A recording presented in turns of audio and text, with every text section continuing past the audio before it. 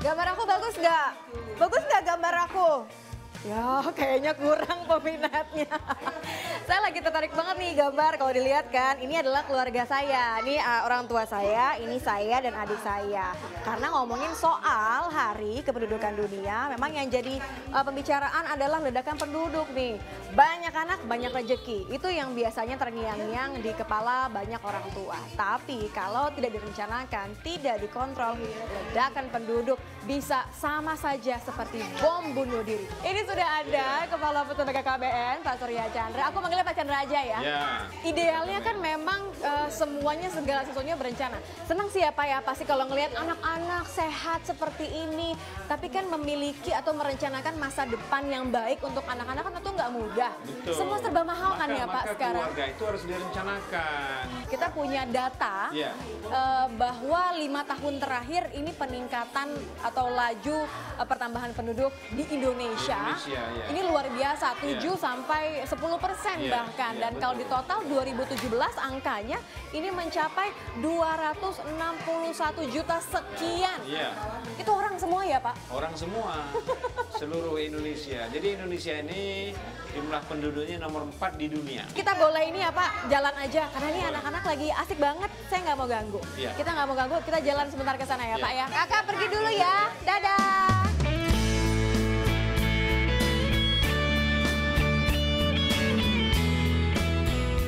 Temanya menarik, merencanakan keluarga tadi ya. Temanya itu family planning, empowering population, building nation.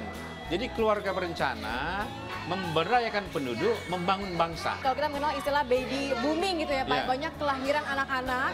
Bahkan kan kalau di Indonesia sendiri juga lumayan besar ya Pak ya tingkatnya. Bicara soal pertumbuhan atau kelahiran anak nih Pak, kita punya data dari Litbang Kompas, memang 5 tahun terakhir tingkat kelahiran anak di Indonesia ini memang berkurang. Di 2016 saja angkanya memang 300.000. Dilihat cukup besar memang perubahannya. Tapi kalau diukur berdasarkan parameternya, rata-rata kelahiran anak yang diharapkan 2,1. Padahal nyatanya masih 2,6. Artinya masih ada pekerjaan rumah. Ibu-ibu di rumah atau juga yang baru menikah masih merencanakan punya anak berapa, lebih baik memang mengikuti program yang sudah disediakan oleh pemerintah. Apalagi ada beberapa daerah yang masih menjadi perhatian. Di antaranya adalah di Kalimantan Timur, kemudian di Riau, dan juga di Papua, daerah-daerah yang masih memiliki tingkat kelahiran yang cukup tinggi. Saya pengen ke klinik deh Pak, kita boleh nggak untuk melihat kan ini sudah banyak yang baru-baru nih.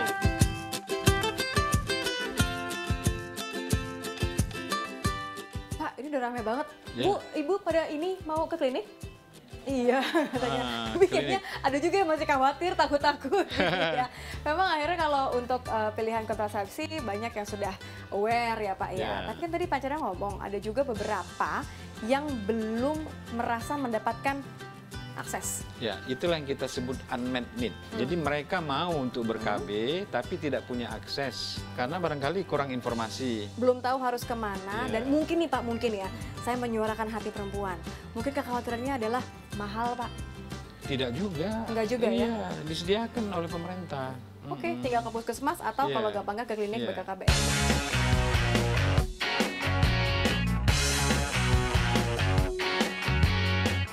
Wah, ini pas banget lagi ada yang konsul ya Pak ya. Penasaran. Permisi Bu Dokter. Mbak siapa namanya? Melia. Mbak Melia, ini kayaknya lagi konsultasi ya? Iya betul. Udah pasang, memang sudah pasang alat kontrasepsi atau mau ganti? Sebelumnya sudah pasang dan sekarang ingin ganti. Oh, dari apa ke apa? Saya sebelumnya menggunakan sutik Yang ini ganti. ya? Baru mau nanya-nanya saran dari Bu Dokter yang tepat untuk saya itu IUD. Oh, IUD berarti saya pinjem ya Dok. Mumpung ada Pak Chandra nih. Berarti kalau IUD kan yang ini. Sorry yang ini. Kalau ini adalah baru yang implan. Ini implan. Jadi AKDR namanya, alat kontrasepsi dalam rahim. Itu IUD. Kalau implan, alat kontrasepsi bawah kulit. Memang kita anjurkan sekarang BKKBN menggalakkan apa yang kita sebut metode kontrasepsi jangka panjang. Karena susuk KB ini berlaku 3 tahun sampai 5 tahun. Kalau yang ini bisa 8 tahun. Oh, IUD lebih panjang artinya. Tapi kalau misalnya gini, saya balikin nih biar bisa ngobrol lagi. Nah, kalau ada kan sebenarnya beberapa hal yang jadi kekhawatiran nih. Kita boleh sedikit main game Sapa Siang ya Pak ya. Mitos atau fakta? Boleh dikasih? Kita akan main ini ya Pak ya. Ini sebagai perwakilan dari ketakutan wanita nih Pak. Mitos atau fakta Pak, bahwa menggunakan alat kontrasepsi ini bisa membuat wanita jadi gemuk, jerawatan, pokoknya hormonnya terganggu. Aduh, jadi nggak pede lagi deh, takut tinggal suami nantinya. Mitos atau fakta? Mitos. Mitos. Ya. Kenapa? Karena kan itu kan disesuaikan dengan kondisi tubuh si ibu. Jadi sebenarnya nggak mengganggu hormon ya. Betul. Kedua, yang apakah mitos atau fakta? Ya. Menggunakan alat kontrasepsi ini khususnya untuk perempuan, IUD, ini bisa mengganggu organ vital, organ reproduksi perempuan. Jadi membuat tidak subur bahkan setelah dilepas. Mitos atau fakta? Mitos dalam arti gini, begitu sudah dilepas ya kembali lagi subur gitu. Jadi hanya selama digunakan saja. Selama digunakan. Kan tujuannya emang itu ya Pak ya? Itu biasanya kita anjurkan, misalnya KB pasca salin, pasca plasenta, supaya ibu-ibu itu dalam keadaan misalnya habis melahirkan ya langsung minta persetujuan, kita pasang alat kontrasepsi rahim supaya aman si ibu dalam masa penyusuan. 2 tahun itu tidak terganggu oleh hamil. Tidak terganggu. Iya. Terakhir ya Pak, mitos atau fakta? Kalau tadi kan udah soal perempuan nih Pak. Berikutnya yang laki-laki. Vasektomi. Ini akan mengurangi tanda kutip nih keperkasaan laki-laki. Mitos. Mitos ya? Sudah banyak buktinya sekarang. Maka kita anjurkan ada vasektomi tanpa pisau. Jadi cuman sekadar mengikat saluran sperma sehingga spermanya itu tidak keluar, hanya cairan.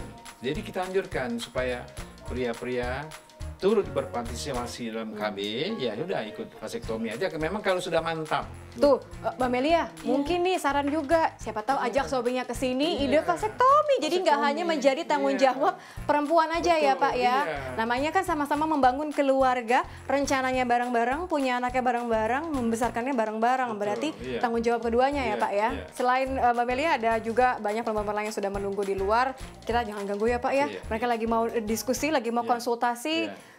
Thank you ya, terima kasih ya Mbak Melia. Terima kasih Dr. Azora ya, tenaga medis ahli yang memang bisa menjawab kebutuhan perempuan-perempuan di Indonesia atau laki-laki. Ya, untuk vasektomi, medis operatif pria. Oke Pak, terima kasih. Terima kasih ya.